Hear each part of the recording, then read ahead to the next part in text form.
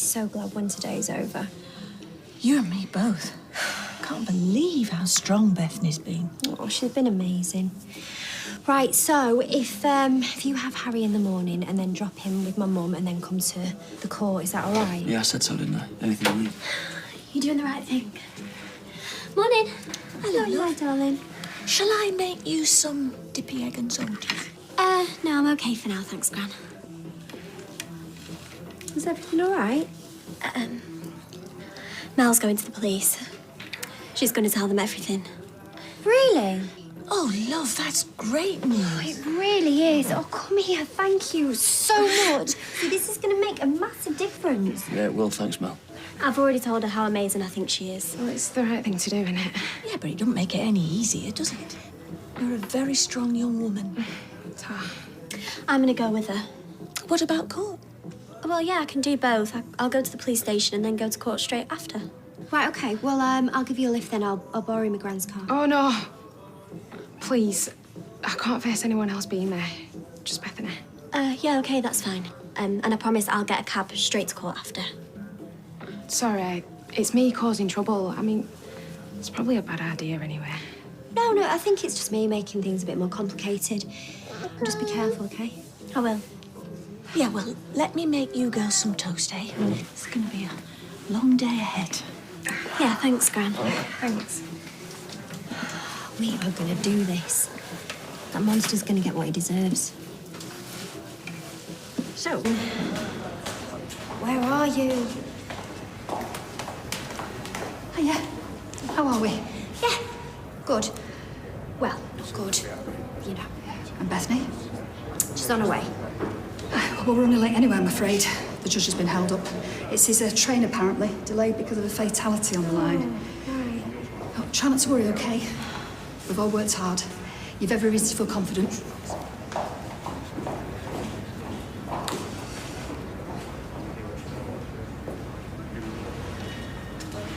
Darling, it's me again. Look, I'm really getting worried now. Can you phone me?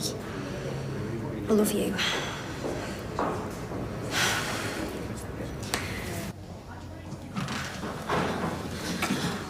Oh, my God, where have you been? It doesn't matter now. Was this Mel? Where is she? She's gone, okay? I'll tell you after.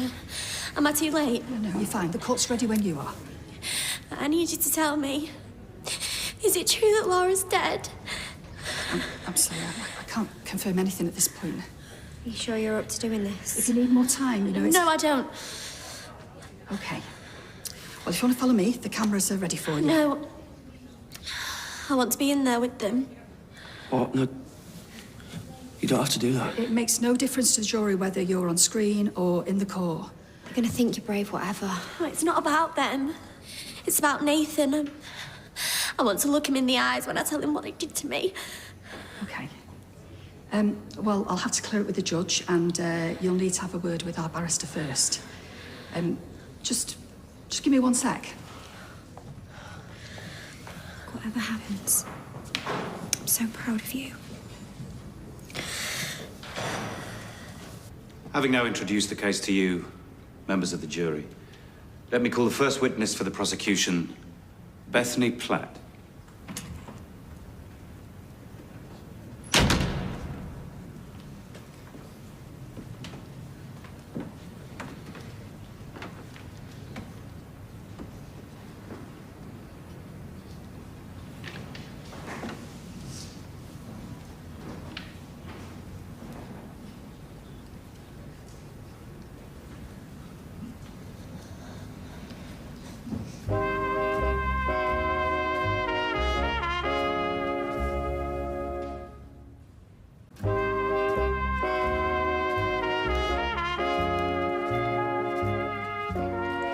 You've told us about when you first met Nathan Curtis. Can you describe what happened next? We were in his car one day. He started telling me how much he really liked me. Said I wasn't like any other girls my age. How did that make you feel? I couldn't believe it. I kept thinking, why would somebody his age be interested in somebody like me? You were flattered because he was older. I thought he really liked me. Now I know it was just a trick. He just wanted me to sleep with the other men. Can you describe how you first came to sleep with Sergeant Clifton? Nathan said if I did, Neil would forget about the camera stuff that got stolen. At first, I thought it was just a few drinks and a chat. And that night at the party, Neil took me into the bedroom. What happened then? He started stroking my hair, kissing me. I kept thinking, there's no way that Nathan's going to let this happen. Any minute, he's going to burst through the door and make it stop. But he never did. He just left me there. What happened between the two of you in the bedroom? We had sex. Afterwards, how did Nathan react? I thought he'd go crazy. That's what a boyfriend is supposed to do. But instead of being angry, he was happy. Like it was the most normal thing in the world. But it wasn't normal. It was sick. He was just using me so that he could make money. On May the 30th, you say Nathan tried to drug you. Can you describe how? He kept giving me these really strong drinks. I think he must have been spiking them. Were there any other young girls at the party? Laura was there. Lara Cutler. She was only 14. What did he do to you then? Nathan went mad and dragged me outside.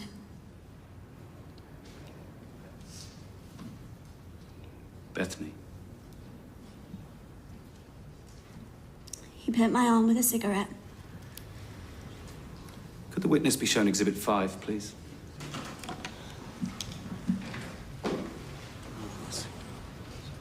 Is this the injury Nathan inflicted on you?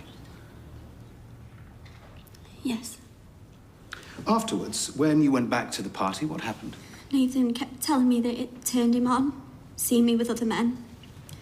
I thought there was only going to be one man in there, One man he wanted you to sleep with. but there wasn't. There was 3 of them.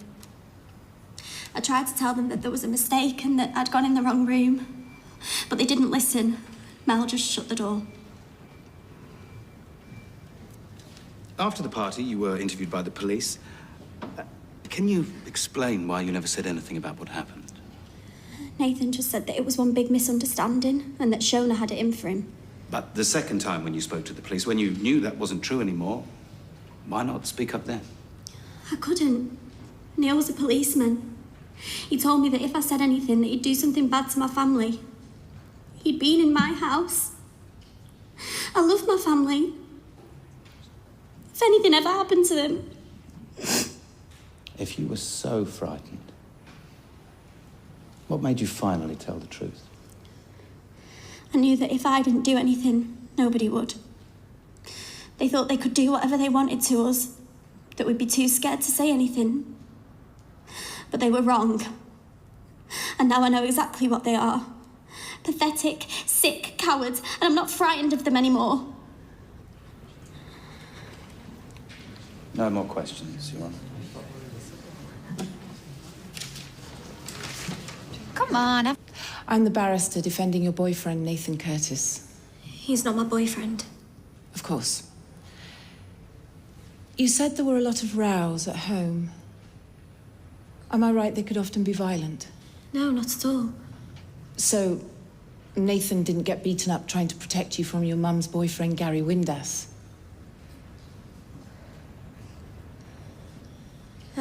Well, yeah. You even stabbed him in the arm once. It was so bad, they were going to press charges. This is the family you were so keen to protect.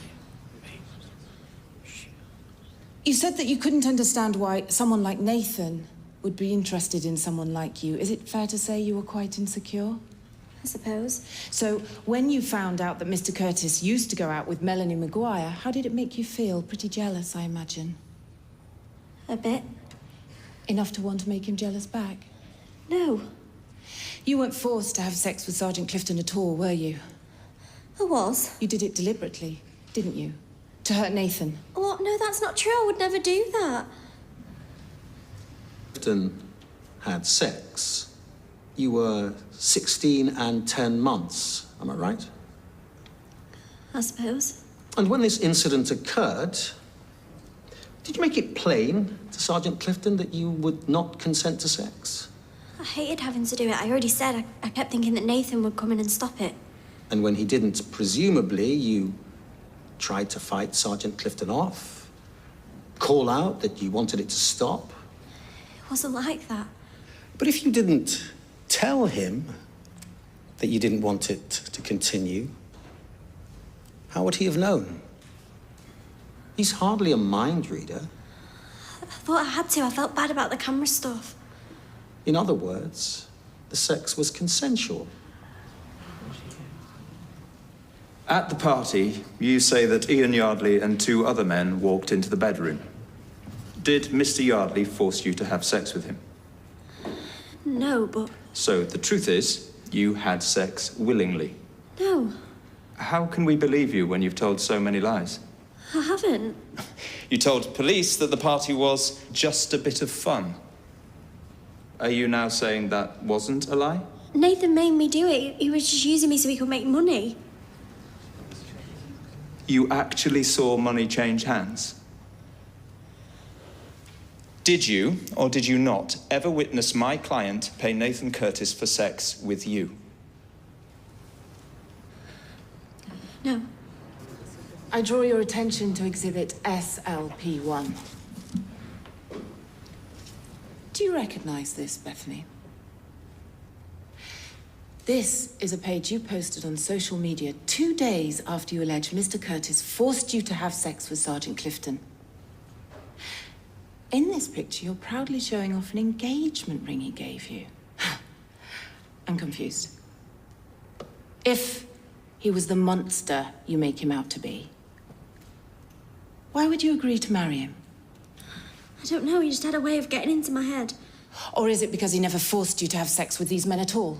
He did. The truth is, you were so insecure about his former girlfriend, so terrified that one day he'd stop loving you. You threw yourself at his friends deliberately to make him jealous, didn't you? No. Only your plan backfired because Nathan dumped you. And when he did, you exacted your revenge by making up this whole sordid pack of lies, didn't you? No, that's not true.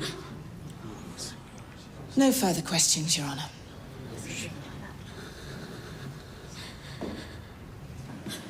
What's wrong? Did you not see what happened? I ruined everything.